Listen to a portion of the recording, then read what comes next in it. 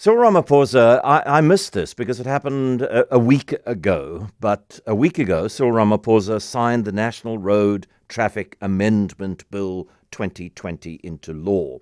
This paves the way, a story I have in front of me says, for a raft of new regulations affecting everything from accident response to vehicle inspection, license examination, and number plate production. However, the new regulations will not take force until they have been gazetted by government, and some of the provisions also require regulations that have not been finalised as yet. We're joined now by Stan Bezuidenhout, who's a transport risk and accident specialist, with us via Zoom. Hello, Stan. Hello, John. Good afternoon, and good afternoon to your listeners. Are there aspects of this amendment bill that you feel positively about, or most of it?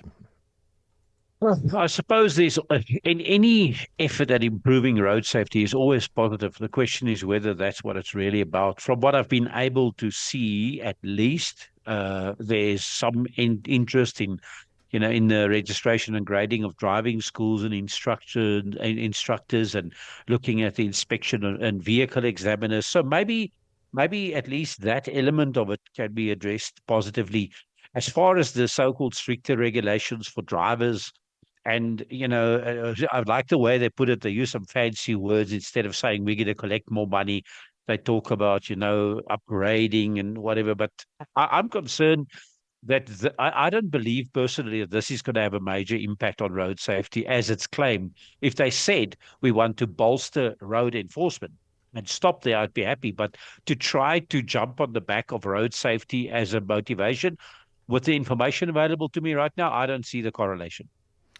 Okay, driving schools have to be registered and graded in order to continue to operate. Additional offences relating to fraudulent learner and driver license testing have been added.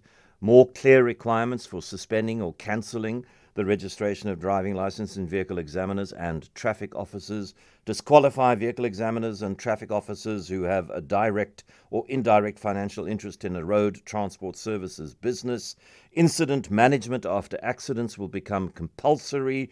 Emergency services will be obliged to respond immediately to road accidents.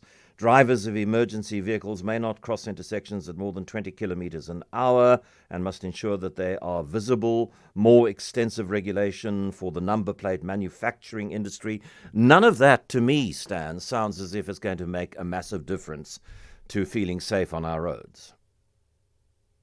Now, so what bothers me is always the one thing. You get something in military parlance called asymmetric warfare. That is where, for instance, let's take Russia and Ukraine. Russia is a massive organization, or massive country. Ukraine is smaller, so Ukraine is forced, as an example, to resort to irregular or abnormal tactics, unique tactics, flying drones, etc.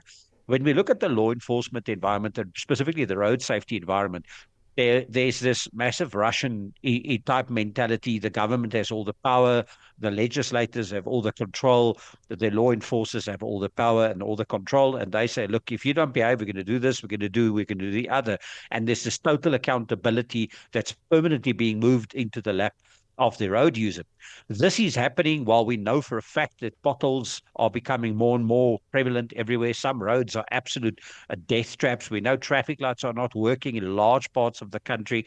We know for a fact that there's no road. I just drove to Durban and back on an investigation, all the way to Durban and all the way back. I saw not a single traffic or law enforcement entity, activity or action that I feel would have any positive impact. What I did see, however, was a massive roadblock set up in the middle of Johannesburg, funnel road users into it to ask for their driving license, to see if they have outstanding fines, and to ask them, can you please pay your fines? To which I actually approached and confronted them and said, but basically, why are you here? What is the goal for sitting right here? Is it a high crash area? Is there some kind of risk in this area? No, it's convenient. I said, convenient for what? They said, for paying fines. I said, so you're basically debt collectors. And the officer said, yes. And I said, but 100 meters down the road, we've got a traffic light that's out. We've got homeless people regulating traffic. Can't some of your officers just trundle on down the road and do that? No, that's not our department. So this asymmetric warfare to me comes with regards to the following. Why is the public held totally accountable for every action? Any law enforcement, government, or let's call it legislative body has no accountability. Municipalities are clever. If the roads are not maintained because their budget isn't adequate, they put up a sign saying caution potholes. Why can I not then put a sign on the back of my car saying caution unruly vehicle because I simply don't have the budget to fix it? It's always an exit for the legislators, the government, and the law enforcers, and it's always made more onerous for the road user. I'm not saying that speeding's bad, unroadworthy vehicles are a good idea. I totally agree with the motivations used. I just question whether the motivations used are the actual motivations at the end of the day. Is it not just another mechanism for revenue generation? That's the question we've got to ask in my mind. And the answer is almost certainly in the minds of most of our listeners, if not all of our answers, yes, that's the way traffic services see it. Thanks very much to Transport Risk and Accident Specialist Stan Bezuidenhout.